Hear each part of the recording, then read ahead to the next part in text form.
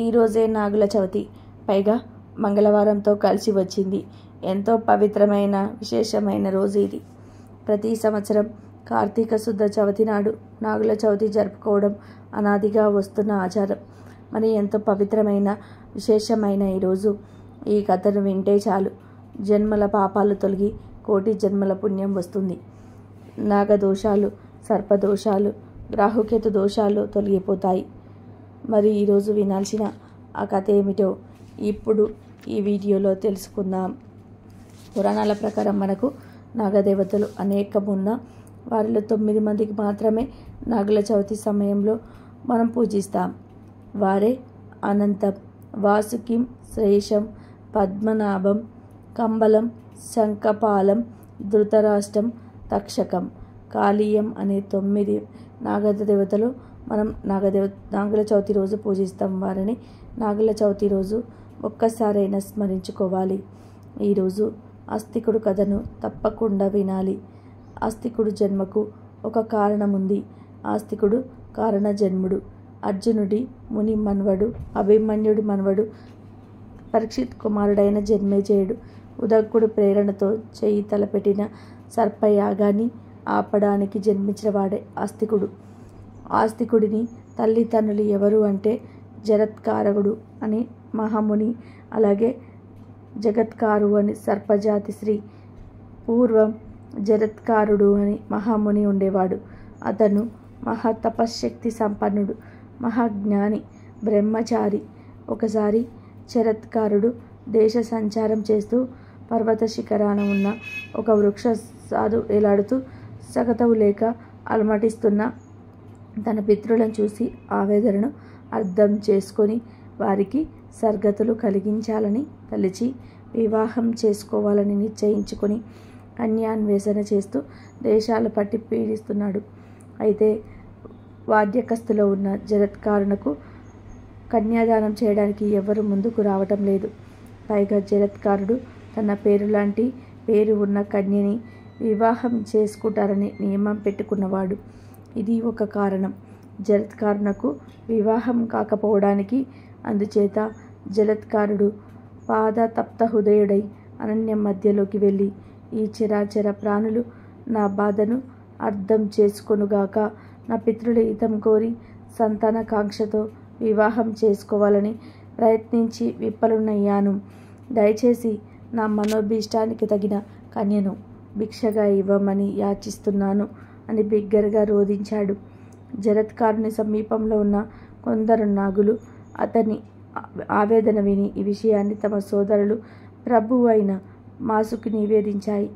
వాసుకి జరత్కారుడి శక్తి సామర్థ్యాలు, అతని నియమాలు తెలుసు.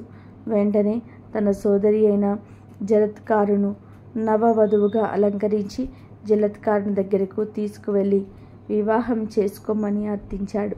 అప్పుడు వాసుకితో జరత్కారుని ఇలా పలికాడు: నాగరాజా, వివాహం చేసుకున్న తర్వాత నీ సోదరి పోషణ భారం నీవే భరించాలి. నాకు ఇష్టం లేని పని నేను ఎప్పుడు చేయకూడదు. అలా చేసిన మరుక్షణమే మీమను నేను విడిచి వెళ్ళిపోతాను అని పలికాడు ముని. వాసుకి ఈ షరతులకు అంగీకరించాడు. జరత్కారుతో రంగరంగ వైభవంగా వివాహం జరిగింది. మహర్షులందరూ నూతన దంపతులను ఆశీర్వదించారు. నాగకన్య అయిన జరత్కారువు ఎంతో న్యాయంతో మెలుగుతూ భర్తకి ఇష్టానుసారంగా నడుచుకుంటూ పతివ్రత నియమంతో సేవిస్తూ కాలం గడుపుతూ ఉంది. కాలచక్ర నియమానుసారం ఋతుస్నాత అయిన గర్భవతి కావడం కూడా అంతే సహజం. జరత్కారకుడి సేవకులు జరత్కారువు గర్భవతి అయినది. ప్రజ్వలితాన్ని సమతేజువు తపస్సంపన్నుడైన శిశువు ఆమె గర్భంలో దినదిన ప్రవర్తమానం అవుతున్నాడు. ఒకరోజు సంధ్యా సమయంలో జరత్కారుడు గర్భవతి అయిన తన భార్య ఒడిలో తల వంచి నిద్రిస్తున్నాడు. సూర్యుడు అస్తాద్రిక చేరుతున్నాడు. సంధ్యా సమయంలో సూర్యుడికి అర్ఘ్యం ఇవ్వకుండా నిద్రించడం ధర్మం కాదని, తన భర్తకు ధర్మలోపం జరుగుతుందేమో అని జరత్కారువు భయపడింది. తమ వివాహ నియమాలను ఆమెకి ఇంకా గుర్తున్నాయి. భర్తకు నిద్ర భంగం చేస్తే తన్ని వదిలి వెళ్ళిపోతాను, లేపకపోతే ధర్మభంగం జరుగుతుంది. అప్పుడు ఆ నాగకన్య బాగా ఆలోచించింది. తనను భర్త వదిలేసిన బాధ లేదు. ధర్మలోపం జరగకూడదు అని నిర్ణయించుకుంది. భర్తను మేలుకొల్పింది. కర్తవ్యాన్ని నిర్వర్తించింది. భార్య చేసిన పనికి జలత్కారుడు కోపంతో ఊగిపోయాడు. జలత్కారుడు ఇలా పలికాడు: నాగకన్య, నియమాన్ని ఉల్లంఘించి నన్ను అవమానించావు. మాట నేర్పుకోలేని నీతో నేను జీవనయాత్ర సాగించలేను. ఈ క్షణమే నిన్ను పరితరిస్తున్నాను అని పలికాడు ముని.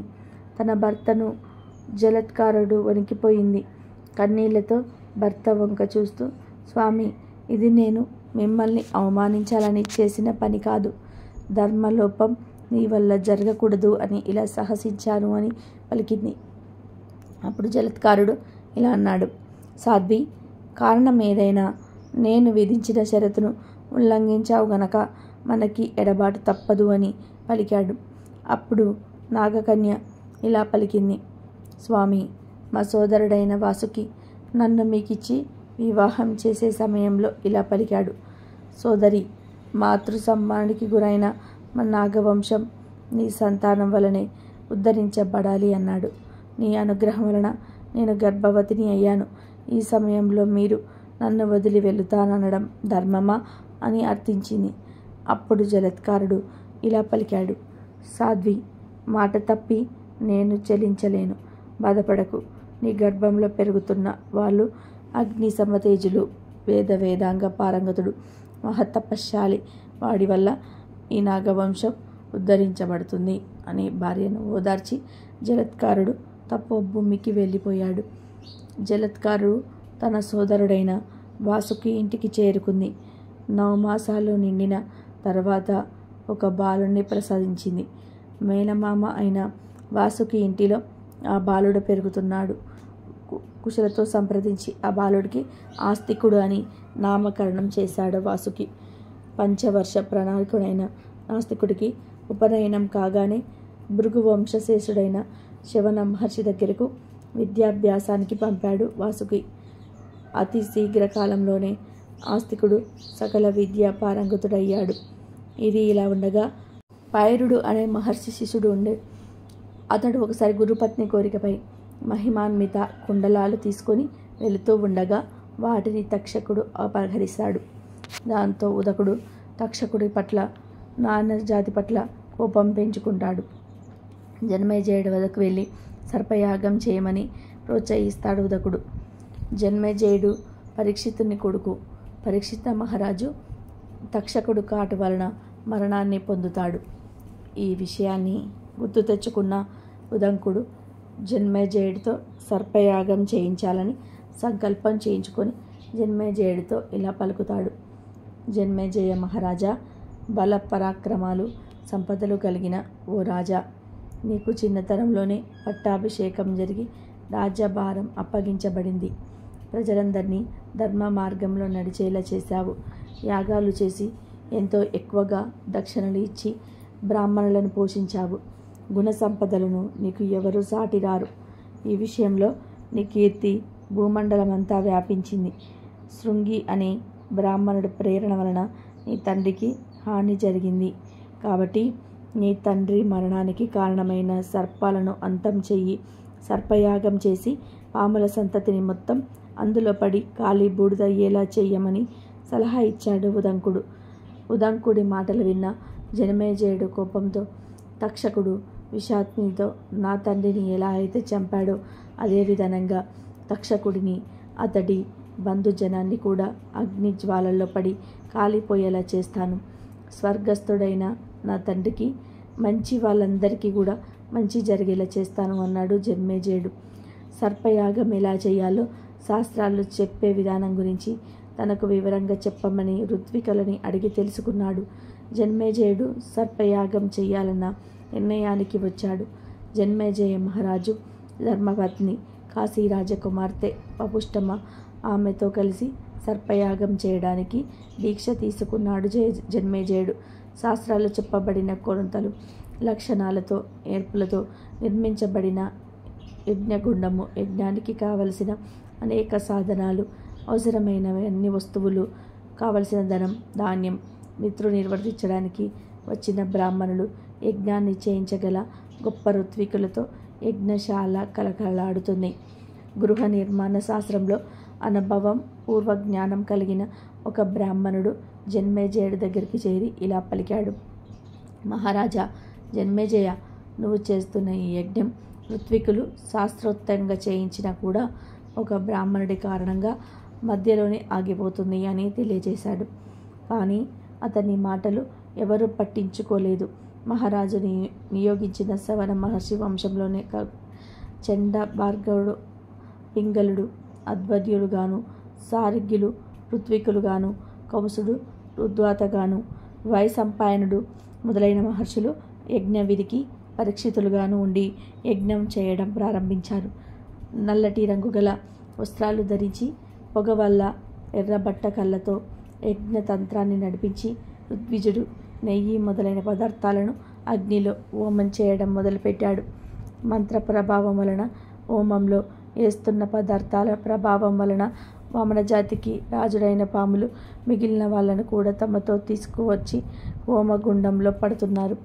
వాసుకి వంశంలో పుట్టిన ఉన్నిసుడు, మానసుడు, భూముడు, అలాగే నాగులు, తక్షక వంశంలో పుట్టిన పిండశక్త, రణబేకుడు, ఉచ్చకుడు, ఇంకా మిగతా నాగులు, అలాగే ధృతరాష్ట్ర, సర్పరాజ వంశంలో పుట్టిన కొన్ని నాగులు, ఇలా చాలా వంశాల వాళ్ళు ఒక్కొక్కలుగా హోమగుండంలోకి వచ్చి పడుతున్నారు. కోరల్లో అగ్ని లాంటి విషం ఉన్నవాళ్ళు, తెల్లటి, నల్లటి, పసుపు పచ్చని, ఎర్రని రంగులు, బాగా ఎత్తుగా ఉన్న దేహాలు, ఒకటి కంటే ఎక్కువ కథల్లో ఉన్నవాళ్ళు అందరూ మంత్ర ప్రభావం వలన దీనంగా అరుస్తూ వేగంగా వచ్చి హోమగుండంలో పడి కాలి బూడిదైపోతున్నారు. పాముల దేహాల నుంచి అగ్నిలో పడేటప్పుడు, కాలేటప్పుడు, కాలిన తర్వాత ముక్కలుగా బొద్దలయ్యేటప్పుడు కలుగుతున్న ధ్వని అన్ని దిక్కులలోనూ ప్రతిధ్వనించింది. ఆ సమయంలో తక్షకుడు తన్ను రక్షించమని ఇంద్రుణ్ణి వేడుకున్నాడు. ఇంద్రుడు తక్షకుడికి భయపడవద్దని ధైర్యం చెప్పాడు. తన తల్లి కద్రువ ఇచ్చిన శాపం వలన ఈ మారణ హోమం జరుగుతుందని, నాగజాతి మొత్తం నాశనమవుతుందని బాధపడిన వాసుకి తన చెల్లెలు జలత్కారువు దగ్గరికి వెళ్ళాడు.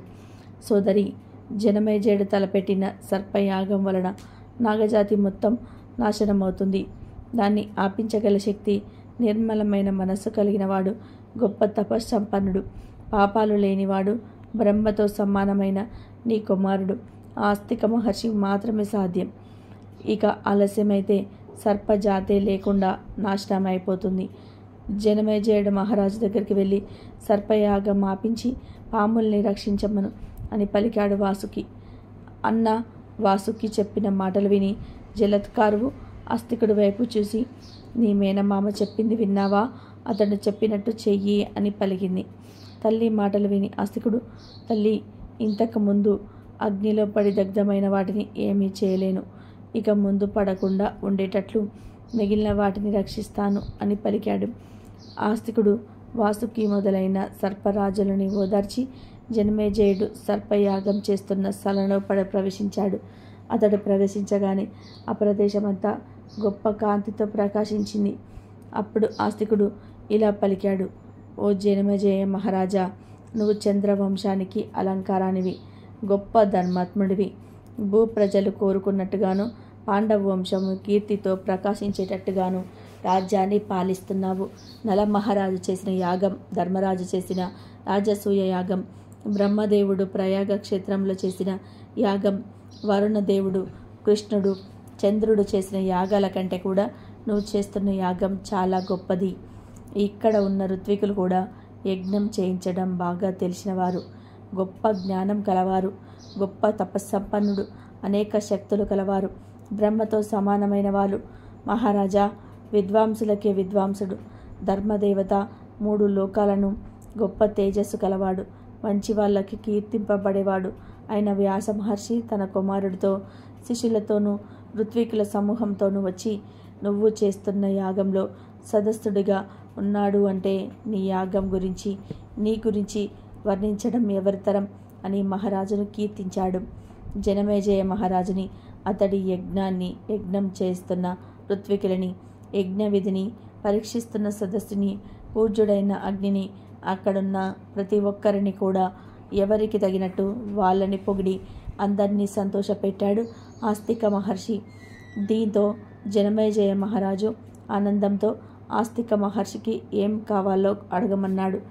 జనమేజయ కోపాన్ని వదిలిపెట్టి, పాముల వంశానికి భయం తగ్గేట్టు, నాకు సంతోషం కలిగేటట్టు ఈ సర్పయాగాన్ని ఆపి నాగజాతిని కాపాడుమని కోరాడు ఆస్తికుడు. అతడు అడిగిన దాన్ని విని అక్కడ ఉన్న వాళ్ళందరూ కూడా అర్హుడు, తగినవాడు, గొప్ప తపస్వితనంగా గలవాడు అయినా ఈ బ్రాహ్మణ కోరిక తీర్చడం మంచిది. గౌరవంతోనూ ప్రేమతోనూ అతడి కోరిక తీర్చండి అన్నాడు. సదస్సులందరూ కలిసి చెప్పడం వలన జనమేజయుడు ఆస్తికుడు అడిగినట్టుగా సర్పయాగాన్ని ఆపించాడు. అప్పటికే మంత్ర ప్రభావంతో వేగంతో సుడిగాలిలా హోమగుండం వైపు వస్తున్న తక్షకుని మధ్యలను ఆపి హోమగుండంలో పడకుండా వెనక్కి పంపించేశాడు ఆస్తికుడు. తల్లికుడైన కద్రువు ఇచ్చిన శాపం వల్ల జనమేజయుడు చేస్తున్న సర్పయాగంలో కద్రువ సంతానమైన పాములు మరణిస్తున్నాయి. సర్పయాగాన్ని ఆపించి పాముల్ని మరణం నుంచి తప్పించిన ఆస్తికుని యాగశాలలో ఉన్న వాళ్ళందరూ భక్తి స్తోత్రం చేశారు. ఆస్తికుడి కారణంగా సర్పవంశం నిర్వంశం కాకుండా నిలిచింది. తమ జాతి అంతరించిపోకుండా కాపాడిన ఆస్తికుడికి సర్పజాతి మొత్తం దాసోహమైనది. ఆస్తికుడు సర్పజాతికి ఆరాధ్య దైవమయ్యాడు. ఇదే ఆస్తికుని కథ. ఈ నాగుల చవితి రోజు ఆస్తికుని తప్పనిసరిగా స్మరించుకోవాలి. మరి నాగుల చవితి యొక్క పురాణ కథను తెలుసుకుందాం. సంతానానికి సర్ప పూజకు గల సంబంధాన్ని తెలపడానికి బ్రహ్మ పురాణంలో ఒక కథ ఉంది. ఆ కథ ఏమిటో ఇప్పుడు విందాం. పూర్వకాలంలో చంద్రవంశాన్ని సూరసేనుడు అనే మహారాజు పరిపాలిస్తూ ఉండేవాడు. ప్రజలను కన్నబిడ్డల్లా చూసుకునేవాడు. అతడికి ధనం, ధాన్యం ఎన్ని ఉన్నా సరే ఒక్కటే లోటు, అదే సంతానం లేకపోవటం. దీంతో సురసేన మహారాజు యొక్క భార్య సంతానం కోసం చాలా రోజులు తపస్సు చేసింది. ఆ తపస్సు కారణంగా ఆమె గర్భాన్ని ధరించి ఒక సర్పానికి జన్మను ఇచ్చింది. దాంతో దంపతులిద్దరూ ఆ సర్పాన్ని ఎంతో ప్రేమగా పెంచుతూ వచ్చారు. సర్పం పెరుగుతూ ఉంది. కొన్నాళ్లకు ఆ సర్పం మనుషుల భాషలో మాట్లాడడం మొదలుపెట్టింది. ఆ సర్పం తండ్రిని ఇలా కోరింది. ఓ తండ్రి, నాకు ఉపనయనం చేయండి అని కోరింది. వెంటనే రాజు అలాగే చేస్తాడు. కొన్నాళ్లకు సర్పం ఇలా అడిగింది. ఓ తండ్రి, నాకు వివాహం జరిపించండి అని కోరింది. దీంతో రాజుడు ఏం చేయాలో తోచక ఒక ఖడ్గాన్ని పంపి ఒక రాజకుమార్తెతో పెళ్లి చేసి రప్పించాడు. రాజవంశంలో ఖడ్గంతో అంటే ఎవడు వాడతారో ఆ ఖడ్గాన్ని వేరే ప్రదేశానికి పంపి దానితో వివాహం జరిపిస్తే ఆ రాజుతో వివాహం జరిపించినట్టే అవుతుంది. ఈ విధంగా తన కొడుకు ఖడ్గాన్ని వేరే దేశానికి పంపి ఆ దేశపు రాజకుమార్తెతో వివాహం జరిపించాడు. ఎన్నో ఆశలతో అత్తవారింటికి వచ్చిన రాజకుమార్తె తనకు వివాహం జరిగింది ఒక సర్పంతో అని తెలుసుకోగానే ఎంతో బాధపడింది. కానీ ఆమె ఏమాత్రం కూడా భయపడక ఆ పాముతోటే కలిసిమెలిసి ఉంటూ ఉండేది. దీంతో సర్పం భార్యను ఇలా అడిగింది. నన్ను చూస్తే అందరూ భయపడి పారిపోతారు, కానీ నువ్వు మాత్రం ఎందుకో భయపడవు, నన్ను ప్రేమగా చూసుకుంటున్నావు అని అడగగానే ఆమె ఇలా పలికింది. భర్త ఎటువంటి వాడైనా స్త్రీకి దైవ సమానుడు. దైవాన్ని చూసి భయపడడం దేనికి అని సమాధానం చెప్పింది. అప్పుడు ఆ సర్పం భార్యతో ఇలా పలికింది. నేను శివుడి శాపం వల్లే ఇలా అయ్యాను అని చెప్పి ఆమెతో కలిసి చవితి వ్రతం ఆచరించి గౌతమి నదిలో స్నానం చేసి శివుడి సన్నిధిలో శాప విమోచనం పొందింది. ఆ సర్పం అందమైన రూపాన్ని ధరించింది. దీంతో రాజకుమారుడు, రాజకుమార్తె ఎంతో ఆనందంగా జీవితాన్ని సాగించారు. పాముల పడగ నీడ వలన పశువుల కాపరులు ప్రభువులైన కథలు చాలా ఉన్నాయి. సర్వాయి పాపడు కథ ఇందుకు ఒక నిదర్శనం. పశువులు మేపుతూ చెట్టు నీడలో నిద్రపోతున్న పాపడు మీదకు ఎండ రాకుండా 12 పడగల నాగుపాము వచ్చి పడగెత్తి గొడుగు పట్టింది. తర్వాత అతడికి రాజయోగం పట్టింది. నాగుల చవితి రోజు ముఖ్యంగా ఈ మంత్రాన్ని పఠించటం వలన సర్పభయం, పాముల భయం తొలగిపోతుంది. సర్పదోషాల నుండి విముక్తిని పొందుతారు. ఆ మంత్రం ఏమిటంటే సర్ప భద్రంతే దూరం గచ్చ మహావిష్ణ జన్మేజయ యాగంతే ఆస్తిక వచనం స్మర అనంతాయ నమస్సుభ్యం సహస్ర శిరస్తియ నమః నమోస్తు పద్మనాభాయ నాగానాం పతయే నమః అనంతో వాసుకిం శేషః తక్షః కాళయస్త్రతః. ఈ కథను వింటే చాలు జన్మల పాపాలు తొలగి కోటి జన్మల పుణ్యం వస్తుంది. నాగదోషాలు తొలగిపోతాయి. నాగ దేవతల ఆశీర్వాదం మీకు కలిగి మీ ఇంట్లో సకల శుభాలు కలుగుతాయి. మరి నాగపూజ రోజు తప్పకుండా వినాల్సిన ఆ కథ ఏమిటో ఇప్పుడు ఈ వీడియోలో తెలుసుకుందాం. పూర్వం నాగులవరం అనే గ్రామంలో నాగేంద్రుడు అనే యువకుడు ఉండేవాడు. అతడికి చిన్నతనంలోనే తల్లిదండ్రులు చనిపోవడంతో నానమ్మ శేషమ్మ దగ్గరే పెరిగి పెద్దవాడయ్యాడు. ఒకరోజు ఆమె నాగేంద్రుని దగ్గరికి పిలిచి ఇలా చెప్పింది, బాబు, నిన్ను వెళ్ళిపోతున్నాను. ఈ ఊరిలో మహిమగల నాగదేవత ఆలయం ఉంది. ఆమె పిలిస్తే పలుకుతుంది. నీవు వెళ్ళి ఆమెను ప్రార్థించు. ఆమె నీకు ఒక వరని చూపిస్తుంది అని చెప్పి కన్ను మూసింది. ఎంతో ప్రేమగా చూసుకుని నానమ్మ కూడా చనిపోవడంతో బోరున విలపించాడు నాగేంద్రుడు. ఇక నాగేంద్రుడు నాగదేవత ఆలయానికి వెళ్ళాడు. అతను ఆమెను పరిపరి విధాలుగా ప్రార్థించాడు. నాగదేవత కరుణించలేదు. అప్పుడు నాగేంద్రుడు అక్కడే ఉన్న త్రిశూలాన్ని తీసుకొని తన గుండెల్లో పొడుచుకోబోయాడు. మరుక్షణం గనగనమంటూ ఆలయ గంటలు మోగాయి. దివ్య కాంతులతో నాగదేవత ప్రత్యక్షమై అతడికి ఒక స్వర్ణ పేటికని ఇచ్చింది. ఇలా పలికింది, ఈ స్వర్ణ పేటికలో అద్భుతమైన వజ్రాల గాజులు ఉన్నాయి. వీటిని ఈ దేశ మహారాజుకి అందచెయ్యి. అతను తన కుమార్తె అయిన రాకుమార్ని ఇచ్చి వివాహం చేస్తాను అని చెప్పి అదృశ్యమైంది నాగదేవత. అతిథుడు స్వర్ణ పేటికతో బయలుదేరాడు. అతను బయలుదేరేసరికి బాగా పొద్దుపోయింది. ఒక ధర్మసత్రంలో బస చేశాడు. అక్కడ అతడికి సురేంద్రుడు అనే ఒక యువకుడు పరిచయమయ్యాడు. మాటల్లో సురేంద్రుడు ఇలా చెప్పాడు, ఈ దేశ రాజకుమారి అవంతికి ఒక కల వచ్చిందట. అందులో అద్భుతమైన వజ్రాల గాజులను ఆమె చూసిందట. ఆ గాజులను తెచ్చి ఇచ్చిన వారికి ఆమెనిచ్చి పెళ్లి చేస్తానని మహారాజు గారు ప్రకటించారు అన్నాడు. ఇక నాగేంద్రుడు తన వద్ద ఉన్న స్వర్ణ పేటికను తెరిచి అందులో ఉన్న వజ్రాల గాజులను అతడికి చూపించాడు. ఇక ఇద్దరు నిద్రపోయారు. అర్ధరాత్రి సమయం దాటాక సురేంద్రుడు నాగేంద్రుడి వద్ద ఉన్న స్వర్ణ పేటికను దొంగలించి పారిపోయాడు. తెల్లవారు లేచి చూసుకున్న నాగేంద్రుడు స్వర్ణ పేటిక లేకపోయేసరికి నాగదేవతను ప్రార్థించాడు. వెంటనే ఆమె ప్రత్యక్షమై, నీవు మహారాజు మందిరానికి వెళ్ళు, నీకు అంతా శుభమే కలుగుతుంది అని చెప్పి అదృశ్యమైంది. ఇక సురేంద్రుడు మహారాజు దగ్గరికి వెళ్ళి, మహారాజా, నీ అమ్మాయి కల్లో చూసిన అద్భుతమైన వజ్రాల గాజులను నేను తీసుకువచ్చాను. మీ అమ్మాయిని నాకిచ్చి పెళ్లి చేయండి అన్నాడు. దానికి రాజు, ముందు గాజులను చూపించు అన్నాడు.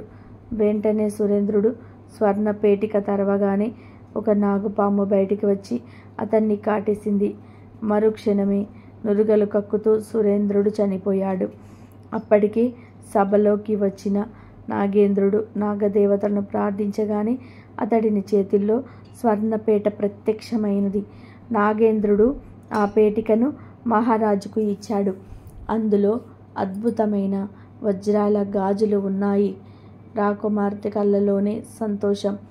ఆమె రాజుతో ఇలా పలికింది, నాన్నగారు, ఈ గాజులని నేను కల్లో చూసింది అని చెప్పగానే మహారాజు సంతోషపడంతో నాగేంద్రుడితో అవంతి వివాహాన్ని ఘనంగా జరిపించాడు. నాగేంద్రుడు ఎవరూ లేని అనాథ అయినా సరే ప్రగాఢ విశ్వాసంతో నాగదేవతలను నమ్ముకోవడం వలన ఒక దేశానికి యువరాజు అయ్యాడు. కాబట్టి ఎంతో పవిత్రమైన విశిష్టమైన ఈ కథను వింటే చాలు నాగదేవతల యొక్క అనుగ్రహం మీకు కలుగుతుంది. మరొక విశేషమైన కథను ఇప్పుడు తెలుసుకుందాం. పూర్వం జ్ఞానదీపిక రాజ్యాన్ని జీమూతవాహనుడు అనే రాజు పరిపాలిస్తూ ఉండేవాడు. ప్రజా సంక్షేమ పథకాలు ప్రవేశపెట్టడంలోనూ ప్రజల బాగోగులు చూడటంలోనూ అతడికి అందివేసిన చెయ్యి. జీముఖ వాహనుడిని పట్టమహిషి చూడామణి దేవి భక్తకు తగిన ఇల్లాలు. రాజదంపతులకు సన్నిపుడొకడే కొడుకు. వయసు 5 ఏళ్ళు మించదు. రాజదంపతులు ఒకసారి వన విహారానికి వెళ్ళారు. మధ్యాహ్నం భోజనం తర్వాత యువరాజుతో కలిసి తమ కోసం నిర్మించిన గుడారంలోనే విశ్రాంతి తీసుకోసాగారు. విశ్రాంతి సమయంలో వారికి చిన్నపాటి కునుకు పట్టింది. ఆ సమయంలో నిద్రిస్తున్న యువరాజుని మీద ఎండ పడసాగింది. అదే సమయానికి గుడారంలోకి ఒక నాగసర్పం వచ్చింది. బాలుని మీద ఎండ పడ్డం చూసిన నాగసర్పం పడగ విప్పి యువరాజు శిరస్సు మీద ఎండ పడకుండా గొడుగు పట్టింది. అదే సమయానికి కళ్ళు తెరిచిన మహారాజుకు ఆ దృశ్యం భయం కొల్పింది. అతను నాగసర్పం నుంచి యువరాజుకు ప్రమాదం శంకించి పక్కనున్న కత్తి తీసుకొని పైకి లేపి తటాలున నాగసర్పం శిరస్సు ఖండించాడు. నాగసర్పం గిలగిలా కొట్టుకొని మరణించింది. ఆ శవడికి మెలుకున్న మహారాణి జరిగిన సంఘటన తెలుసుకొని భయంతో యువరాజును అక్కున చేర్చుకుంది. మరికొంత సమయానికి రాజదంపతులు యువరాజుతో కలిసి అంతఃపురం చేరుకున్నారు. ఆ సంఘటన జరిగిన కొంతకాలానికి మహారాణి చూడామణి గర్భం ధరించింది. ఆ శుభవార్త తెలుసుకుని మహారాజుతో పాటు రాజ్యవాసులు ఎంతగానో సంతోషించారు. నెలలు నిండిన ఆ మహారాణి ఒక ఆడ శిశువును ప్రసవించింది. ప్రసవించిన బిడ్డను చూసి మంత్రసానులు భయం చెందారు. ఎందుకంటే జన్మించిన బిడ్డకు దేహమంతా మానవ దేహమే, కానీ శిరస్సు స్థానంలో పాము తల ఉంది. క్షణాల్లో ఆ వార్త మహారాజు చెవిన పడింది. అతను కుటాటున అక్కడికి వచ్చి జన్మించిన బిడ్డను చూసి బాధతో విలవిలలాడాడు. అతను ఆ విషయం బయటకు పొక్కకుండా జాగ్రత్తలు తీసుకున్నాడు. రాజ్యవాసులకు మహారాణి ఆడ శిశువును ప్రసవించింది అన్న వార్త మాత్రమే తెలిసింది. కానీ ఆ బిడ్డ సర్పముఖంతో జన్మించిన విషయం ఎవరికీ తెలియదు. అటువంటి బిడ్డ పుట్టడానికి కారణం మహారాజు నాగసర్ప శిరస్సును ఖండించటమే అని మహారాణి భావించి మహారాజుతో ఇలా పలికింది. మహారాజా, నా మాట వినండి. సర్పదోష నివారణకు పూజలు చేయించండి అంది. వెంటనే మహారాజు అలా చేయించాడు. అయితే ఫలితం కనబడలేదు.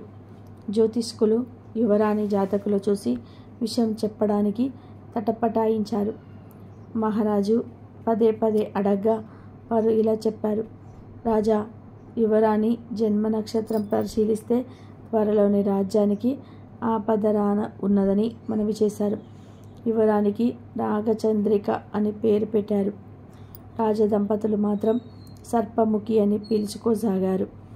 జీమూత వాహనుడు ఎంతో ఋషులను మునీశ్వరులను కలిసి తనకు జన్మించిన బిడ్డ నుండి మామూలు రూపం ఉంచేలాగా చూడమని ప్రార్థించారు. అయితే వారందరూ కూడా అంత తేలికైన విషయం కాదని తేల్చి చెప్పేశారు. సర్పముఖికి 5 ఏళ్ల ప్రాయం వచ్చింది. అంతలో రాజ్యంలో క్షామం అలుముకుంది. వర్షాలు పడలేదు. పచ్చటి పంట పొలాల్లో బీడుగా మారాయి. త్రాగునీటికి కటకట అయింది. పచ్చిక లేక పశువులు మరణించసాగాయి. ఆ పరిస్థితికి కారణం యువరాణి జన్మే అని అర్థం చేసుకున్నాడు జీమూత వాహనుడు. అతను ప్రజాక్షేమం గురించి విచారిస్తూ ఉండగా అతడి దగ్గరికి దివ్య చరితుడు అనే సన్యాసి వచ్చి కలిశాడు. అతను ఇలా పలికాడు. రాజా, నీ మనోవ్యాధి నాకు తెలుసు. సర్పముఖి జననం, రాజ్యంలోని క్షామం నీ మనసును కలిసివేస్తున్నాయి, అవునా అని అడిగాడు. తను చెప్పకుండానే యువరాణి జన్మ రహస్యం తెలుసుకున్న సన్యాసి సామాన్యుడు కాదని గ్రహించిన మహారాజు ఇలా అన్నాడు. అవును మహాత్మా, కర్ణోపాయం సెలవీయండి అని ప్రార్థించాడు. అప్పుడు ఆ సన్యాసి ఇలా అన్నాడు, రాజా, దీనంతటికీ కారణం నీవు చంపిన నాగసర్పమే. నీడనిచ్చిన సర్పాన్ని తొందరపాటుతో చంపావు. ఆ దోషమే నిన్ను వెంటాడుతుంది. నేను చెప్పినట్లు చేస్తే పరిస్థితి చక్కబడుతుంది. ఈ రాజ్యానికి దక్షిణ దిశలో నాగభైరవ కోన అనే ప్రదేశం ఉంది. అక్కడ అతి పురాతనమైన నాగదేవత విగ్రహం ఉంది. నీవు ఆ ప్రాంతానికి వెళ్ళి నాగదేవతలను క్షమాభిక్ష కోరి పూజలు జరిపించు. మంచి ఫలితం ఉంటుంది అని చెప్పాడు సన్యాసి. జీమూత వాహనుడు దివ్య చరిత్రుడికి పాదాభివందనం చేసి, మహానుభావ, మీరు చేసిన సహాయం చెప్పలేనిది, అందుకో కృతజ్ఞతలు అని చెప్పాడు. శుభముహూర్తం చూసి జీమూత వాహనుడు ఒంటరిగా అశ్వారూఢుడై నాగభైరవ కోనను వెతుక్కుంటూ వెళ్ళాడు. వారం రోజుల ప్రయాణం తర్వాత అతడు ఆ కోన చేరాడు. అక్కడ నాగదేవత విగ్రహం కనిపించింది. జీమూత వాహనుడు అక్కడున్న కోనల్లో శుచిగా స్నానం చేసి చెట్లకున్న పరిమళ భరిత పుష్పాలను కోసి వాటితో నాగదేవతకు పూజ చేశాడు. మాత కన్న తండ్రి అయినందువలన మమకారంతో బిడ్డను రక్షించుకోవాలన్న తొందరలో నాగసర్పాన్ని చంపాను. అది తప్పే, అందుకు నన్ను క్షమించు. అంతేకాని నా బిడ్డను కానీ రాజ్య ప్రజలను కానీ శిక్షించకు అని ప్రార్థించాడు. కొద్ది క్షణాల క్రితం ఆకాశంలోనే మెరుపు మెరిసింది. బలమైన గాలి వీచింది. అంతలో నాగదేవత విగ్రహం నుంచి, రాజా, పశ్చాత్తాప హృదయంతో నన్ను వెతుక్కుంటూ ఇంత దూరం వచ్చావు. నిన్ను క్షమిస్తున్నాను. ఏం వరం కావాలో కోరుకో అన్న స్వరం వినవచ్చింది. అప్పుడు జీమూత వాహనుడు ఇలా పలికాడు, నాగదేవత, నేను చేసిన తప్పిదం వలన జన్మించిన బిడ్డ సర్పముఖంతో జన్మించింది. ఆ బిడ్డకు మామూలు రూపం ప్రసాదించు. అలాగే రాజ్యంలో ఎన్నడూ లేని క్షామం అల్మకుంది. ఆకలితో ప్రజలు అల్మటిస్తున్నారు. వర్షాలు కురిసి క్షామం తొలగేలాగా చూడమని కోరాడు. అప్పుడు నాగదేవత ఇలా పలికింది, రాజా, నీ 2 కోరికలలో ఒకటి మాత్రమే నేను తీరుస్తాను. ఒకప్పుడు తొందరపాటుతో నాగసర్పాన్ని చంపి చిక్కును కొని తెచ్చుకున్నావు. ఈసారి అటువంటి తొందరపాటు ప్రదర్శించక నిదానంగా ఆలోచించి వరం కోరుకోమని చెప్పింది. క్షణం ఆలోచించిన జీమూత వాహనుడు ఇలా పలికాడు, తల్లి, రాజ్యంలోని క్షామం తొలగేలాగా అనుగ్రహించు అని కోరాడు. తదాస్తు అని దీవించింది నాగదేవత. జీమూత వాహనుడు సగం తృప్తితో సగం అసంతృప్తితో అక్కడున్న నాగదేవత విగ్రహానికి నమస్కారం చేసి వెనుతిరిగాడు. అతడు రాజ్యం చేరేసరికి వర్షం కురవడం ఆరంభమైంది. ఆ తర్వాత కూడా విస్తారంగా వర్షాలు కురిశాయి. బిల్లుగా మారిన పంట పొలాలు చిగురించాయి. మెల్లగా రాజ్యంలో క్షామ పరిస్థితులు వైదొలిగి ప్రజల కష్టాలను తీరాయి. ఆ పరిస్థితులలో దివ్య చరిత్రుడు మరలా రాజును కలిసి ఇలా పలికాడు, రాజా, నేనొక శాంతి యజ్ఞం జరిపిస్తాను. అందువల్ల అంతఃపుర పరిస్థితులు చక్కబడతాయి అని చెప్పి రాజదంపతుల చేత శాంతి యజ్ఞం జరిపించాడు.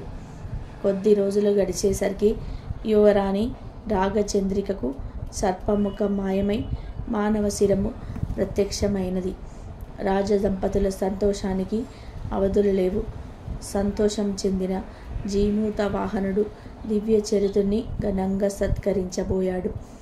అప్పుడు దివ్య చరిత్రుడు ఇలా పలికాడు, రాజా, నీ ముందు నేనెంత, నాకెందుకు ఈ సత్కారం అని నిష్క్రమించాడు.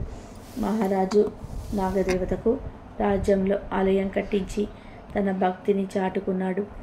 ఎంతో పవిత్రమైన విశేషమైన ఈరోజు ఈ కథను విన్నా, చదివినా, చెప్పినా, వినిపించినా జన్మల పాపాలు తొలగిపోతాయి. సర్పదోషాలు, నాగదోషాలు తొలగిపోతాయి. సకల శుభాలు కలుగుతాయి. ఓం నమో నాగరాజాయ నమో నమః. ఓం నాగేంద్రాయ నమో నమః. ఓం నమో నాగరాజాయ నమో నమః.